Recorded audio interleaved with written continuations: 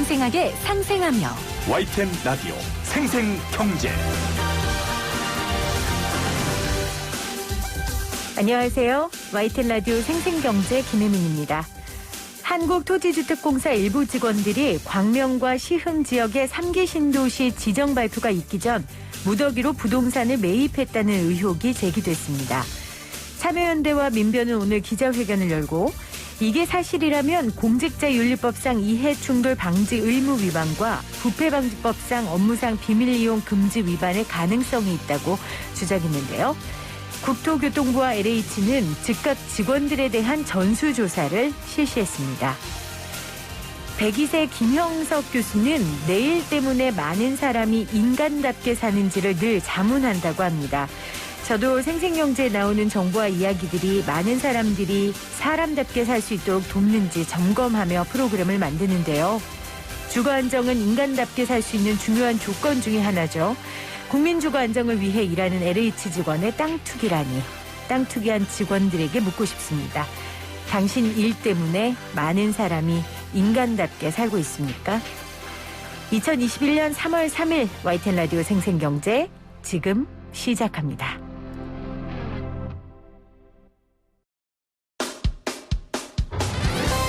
사람을 바꾸는 경제 이야기, 세상을 바꾸는 경제 뉴스. YTN 라디오 생생경제. 오늘 가장 뜨거운 경제 뉴스를 제일 생생하게 전해드리는 시간입니다. 4차 재난지원금 규모는 15조 5천억 원, 코로나로 피해를 입은 소상공인 등 전국 690만 명이 지원을 받을 예정입니다. 노래방과 헬스장 등 11개 업종은 500만 원, 또 학원 등 집합금지가 완화된 업종은 400만 원, 집합 제한된 PC방과 식당 등에는 300만 원이 지원됩니다. 이르면 28일부터 지급되는데요. 자세한 내용 나라살림연구소 이상민 연구위원과 함께 나눠볼게요. 위원님 어서 오세요. 예, 안녕하세요. 먼저 15조 5천억 원 맞습니까? 어디에서는 19조 5천억 원이라고 나와서요.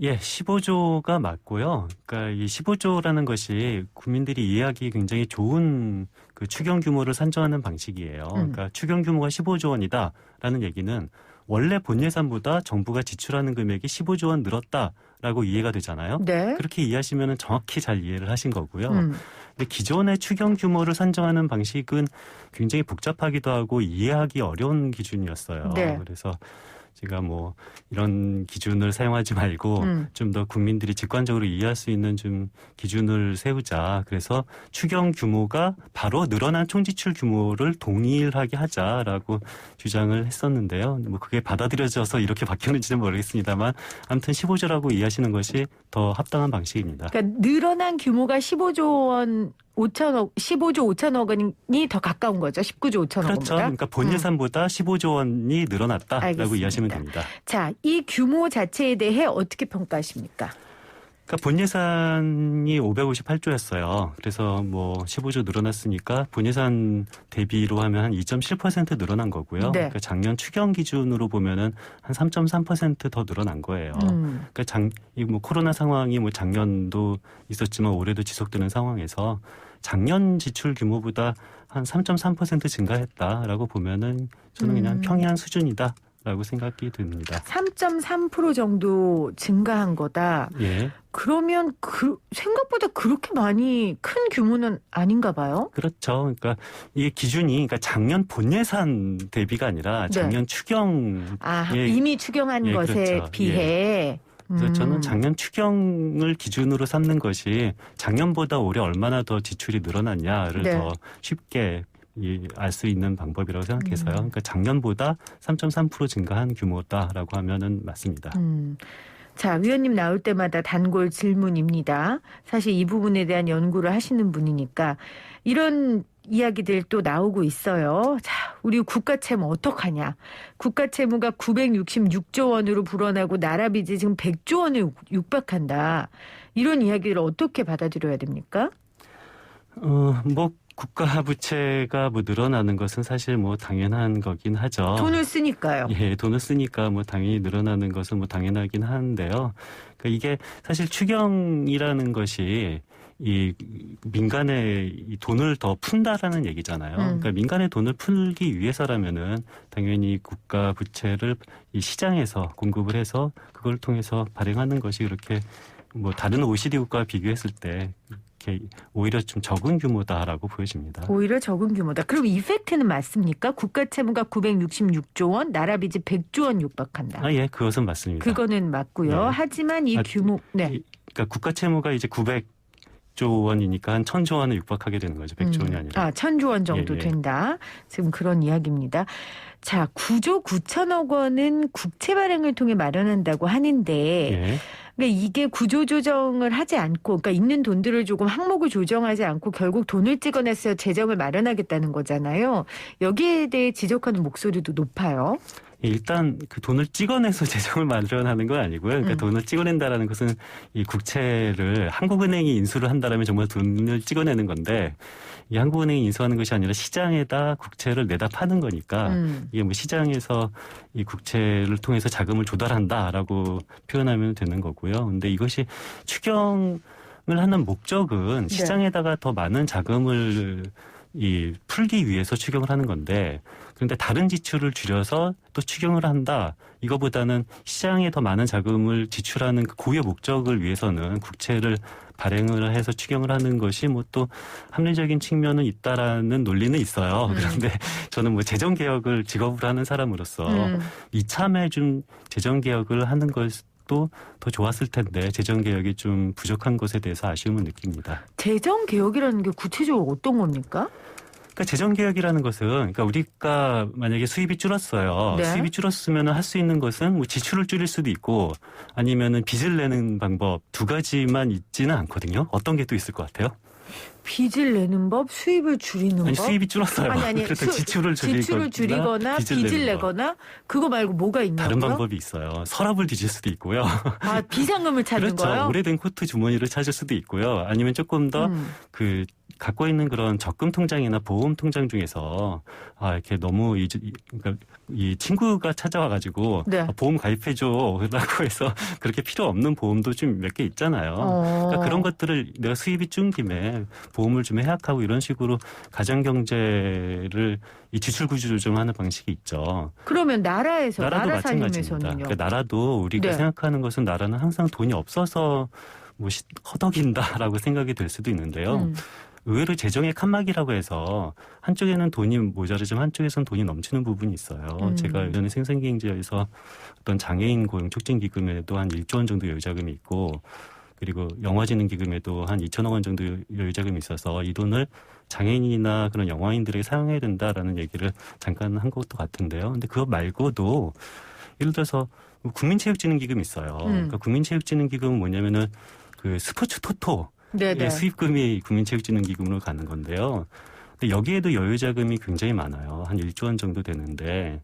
근데 이런 돈 같은 경우는 저는 국민체육진흥기금에서 쓰지 말고 이참에 좀 일반회계 같은 데다가 전출을 해서 재난지원금에도 써도 된다고 생각을 해요. 네. 왜냐하면 스포츠 토토라는 게 이 국가가 허용한 사행산업이잖아요. 근데 국가가 허용한 사행산업의 그 열매를 국민체육진흥기금에서 독식할 필요는 없거든요. 그렇기 때문에 이런 좀 적극적으로 좀 전출을 해서 여유재원을 활용하는 것이 저는 우선순위가 돼야 되는데 그런 재정개혁이 없다라는 점이 좀 아쉽습니다. 숨겨둔 돈들을 찾아 필요할 때 쓰자는 말씀이신데 그럼요. 그럼 그걸 왜 안 하는 건데요? 그러니까 이게 모든 기금이나 재정 칸막이에는 이해관계자가 있어요. 그러니까 당연히 돈을 안 쓰더라도 남 주는 것보단 좋다라고 생각하는 이해관계자가 있는데 그러니까 평상시는 이런 이해관계자 때문에 기금 개혁하기가 굉장히 어려워요. 그런데 제가 뭐 친구한테 보험을 가입했으면 그 친구 또 관계도 있기 때문에 보험을 해약하기 그렇죠. 어려운데 근데 마침 제가 수입이 떨어졌을 때 아니면은 요즘처럼 재정이 안 좋을 때 이런 것을 기회로 삼아서 재정 개혁을 좀 적극적으로 했으면 좋겠는데 그게 안 되고 있어서 아쉬운 면이 있습니다. 그렇네요. 지금까지 연구하셨던 그 재정 개혁을 실천할 수 있는 저는 개인적으로 그렇게 봤어요. 지금 상황인데 예, 이번에는 드디어 재정 개혁이 되겠다라고 기대를 했는데 조금도 안 됐습니까? 뭐 조금도 안 되는 건 아닌데 사실 네. 거의 안 되고 있습니다. 그러면 지금 국채 발행 이런 형식 말고 지금 말씀하신 형식으로는 기금 마련이 1도 안 되고 있습니다. 1도. 예, 안 되고 있습니다. 저는 가장 중요한 것이 서랍을 먼저 뒤져야죠. 네네. 그리고 이 적금 같은 것도 해약을 해야 되는데 그러지 않고 빚만 지는 것은 옳지 않죠. 그러니까 어려울 때 필요할 때 빚은 당연히 져야 하는데 지금 그 빚이 지지 않고도 할 수 있는 방법들이 있는데 그럼요. 그것이 지금 선행되고 있지 않아서 굉장히 안타깝다는 말씀을 해주신 맞습니다. 거예요. 자, 오늘 4차 재난지원금 관련해서 이 규모 그리고 적합한 적절성 이런 이야기들을 나라살림연구소 이상민 연구위원과 나누고 있습니다. 아까 전에 우리 부채 정도가 OECD 국가 평균보다는 낮다고 하셨어요. 홍남기 부총리도 그 얘기를 하긴 했는데 그러면서 뭐라고 했냐면 그러나 부채 증가 속도를 보면 결코 안심할 수 있는 상황이 아니다라고 했거든요. 무슨 근거로 일단 홍 부총리가 속도는 안심할 수 없다 얘기했을까요? 일단 부채 증가 속도가 굉장히 빠른 건 사실이에요. 네. 그러니까 과거가 조금씩 이 국채 이 비율이 조금씩 증가했는데 요즘에는 굉장히 크게 빨리 증가하고 있는 것은 맞고요. 네. 그런데 이것도 사실 역사적으로 보면 당연한 거예요. 그러니까 원래 역사적으로 보면은 다른 나라들이나 우리나라 그 국가 부채 증가율을 보면은 서서히 시나브로 증가하는 것이 아니에요. 뭐 2차 세계 대전이나 아니면 뭐 금융 위기나 이럴 뭔가 때 위기가 있을 갑자기 때 2배, 3배 증가했다가 너무 한 당연한 10년 동안 얘기인데요. 쭉 정체하다가 또 갑자기 무슨 위기 때 막 2배 증가하는 이렇게 계단식으로 국가 부채가 증가하는 것은 너무도 당연한 역사적인 그런 현상이라고 저는 생각합니다. 그러니까 우리가 어렵고 힘들 때 돈을 쓰기 위해 모아두는 것도 당연하고 그 말은 어려울 때 써야 되는 것도 당연하고 그리고 그 위기가 때마다 올 때마다 쓰는 것도 당연한데 이 당연한 얘기에 대한 논란이 왜 매번 있는 겁니까? 뭐 아무래도 부채 비율이 높아지는 건 빠르게 높아지는 것은 사실이고요. 그런데 네. 우리가 또 생각을 해야 될 거는요. 그러니까 우리가 뭐 국채 비율이 높아지는 건 당연히 좋은 건 아니에요. 네. 그런데 그렇다고 해서 돈을 안 쓴다고 해서 국채 비율이 높아지지 않는 것도 아니에요. 그러니까 지금 현실이 이게 위기잖아요. 그러니까 위기 때는 돈을 써도 국채 비율이 증가하고 돈을 안 써도 국채 비율이 증가해요. 그러니까 이게 무슨 소리냐면은 돈을 안 쓰면은 내수 경기가 안 좋아지잖아요. 경기가 안 좋아지면은 세수입이 안 들어와요. 그렇다면 세수입이 안 들어오면 국채 비율이 또 높아져요. 그렇겠죠. 그러니까 지금은 돈을 써도 문제인 상황이고 돈을 안 써도 문제인 상황에서 어떻게든 문제인 상황을 어떻게 우리가 극복을 할 수 있을까. 근데 피해 없이 극복할 수 있는 방안은 없습니다. 그렇죠. 피해를 최소화하고 극복할 수 있는 방법을 우리가 국민들 합의를 통해서 찾아봐야죠. 자, 세수입 이야기 하셨는데 얼마 전에도 우리나라 저출산 문제 정말 심각하다는 뉴스가 나오기도 했어요. 재정 상황 계속해서 안 좋아지고 있고 세수입이 주니까요. 5차, 6차 지원금 주장도 나오고 있기 때문에 결국 증세와 같은 비용 부담 방안을 논의해야 할 시점이다. 이런 주장도 좀 힘이 실리는 것 같아요. 예. 그러니까 일단 세수입이 줄고 있지는 않고요. 그러니까 그래요? 세수입은 뭐 앞으로. 정체되고 있고 뭐 지출은 폭증하고 있고 그것이 일단 팩트고요. 그런 의미에서 뭐 증세를 해야 된다라고 생각하시는 분의 어떤 진정성은 뭐 저는 충분히 적극 동의할 수가 있고요. 그럼에도 불구하고 저는 재정 개혁을 직업으로 하는 사람으로서 아직 증가보다는 일단 비상금 찾자. 그럼요. 아니 코트 주머니를 뒤져보지도 않고 네. 은행에 빚을 지러 간다라는 건 저는 도저히 이해할 수가 없습니다. 저도 이해가 안 가는데요. 아니 근데 아까 전에 이해관계자들의 것 때문에 안 된다고 하셨는데 네. 돈을 쓰는 것도 아니고 그냥 가지고 있는 거잖아요. 그렇죠. 근데 거기서 무슨 이해관계자가 누릴 게 뭐가 있어요? 내가 지금 돈을 그러니까 재정의 칸막이 때문에 돈을 쓰는 것도 아니고 그냥 못 쓰고 그냥 놀고 있는 돈이에요. 그러니까 놀고 있는 본인이 돈인데 위험 부담을 전혀 감수하지 않겠다는 거 아니에요? 언젠가는 쓸 수가 있겠죠. 네. 내가 못 쓰더라도 남 주긴 아깝다라는 그런 심리 아니겠습니까? 뭐 아무튼 뭐 못 쓰는 돈이라도 나한테 있는 것이 더 좋겠다라는 것은 뭐 인지상정이라고까지는 저는 이해합니다. 증세와 같은 비용 부담 이야기 나올 만도 하지만 일단은 재정개혁 먼저 하자. 그렇죠. 네, 뭐 기승전 재정개혁. 맞습니다. 이야기를 하셨어요. 네. 이 방송을 좀 들으셨으면 좋겠네요.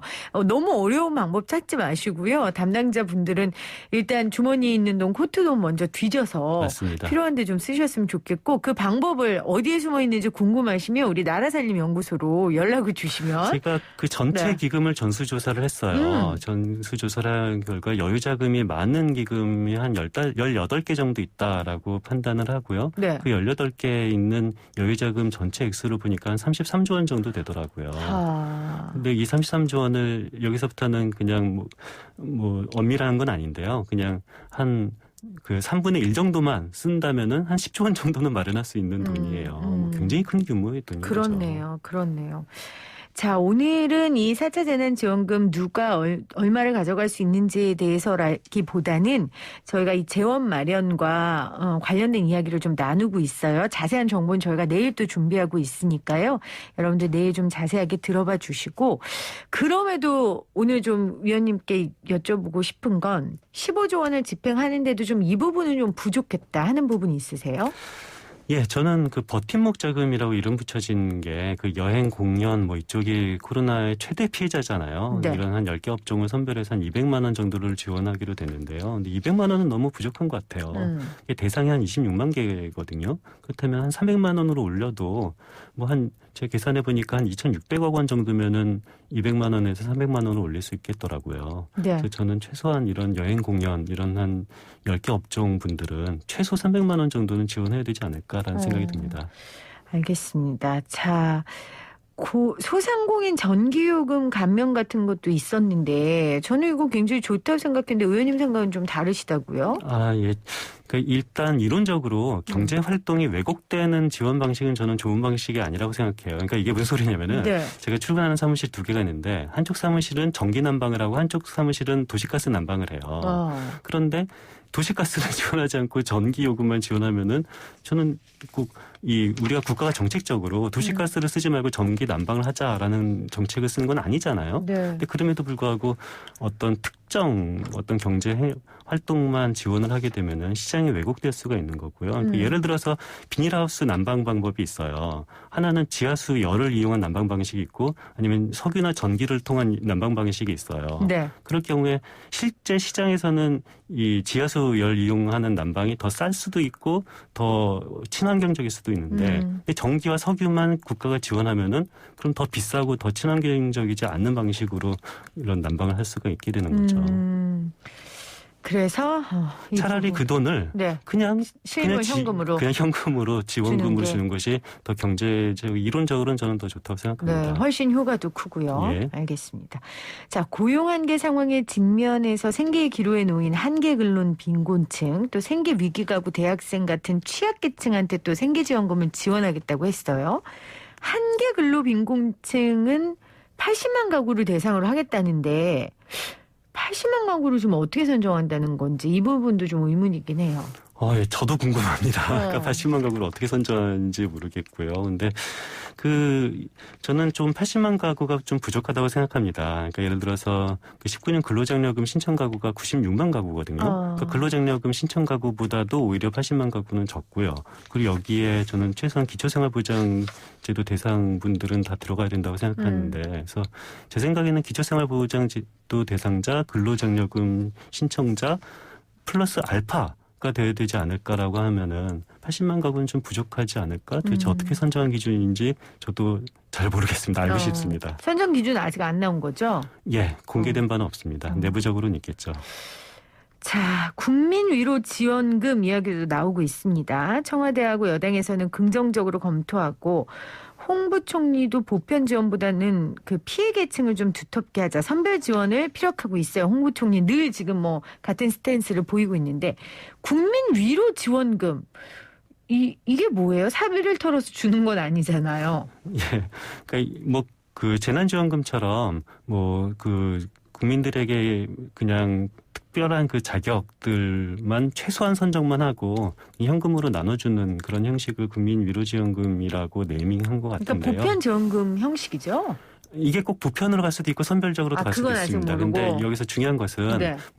정부 방역시책 예를 들어서 9시까지 또는 10시까지 이런 것을 따랐나 안 따랐나를 통해서 이 피해 지원금을 주는 것이 아니라 그냥 약간의 선별적인 절차 또는 보편적인 절차를 통해서 국민들에게 현금이 나가는 것을 이 국민위로지원금이라고 네이밍한 것 같은데요. 저는 최소한 네이밍은 반대입니다. 국민위로지원금이라는 네, 네이밍이 예를 들어서 코로나 방역 지원금 뭐 모르겠습니다. 아무튼 국민 위로를 한다라는 게 위로의 주체가 있고 위로의 대상이 있고. 그래서 제가 이게 사적인 돈으로 주는 것도 아닌데요라고 말씀드렸던 거예요. 예. 네. 위로 주체와 위로 대상이 이렇게 뭐 국민과 있고 뭐 국가가 이렇게 나눠지는 것이 뭐 좀 거버넌스 정신에는 맞지 않는 네이밍인 것 같아요. 그리고 제가 낸 세금으로 줄 거 아니에요. 그건 물론입니다. 네. 제가 냈는데 예. 제 돈으로 생생 내는 것도 아니고. 정확한 네. 지적입니다. 역시 국민... 이 재정에 대한 철학이 굉장히 좋습니다. 감사합니다. 우리 위원님께 배운 덕분이고요.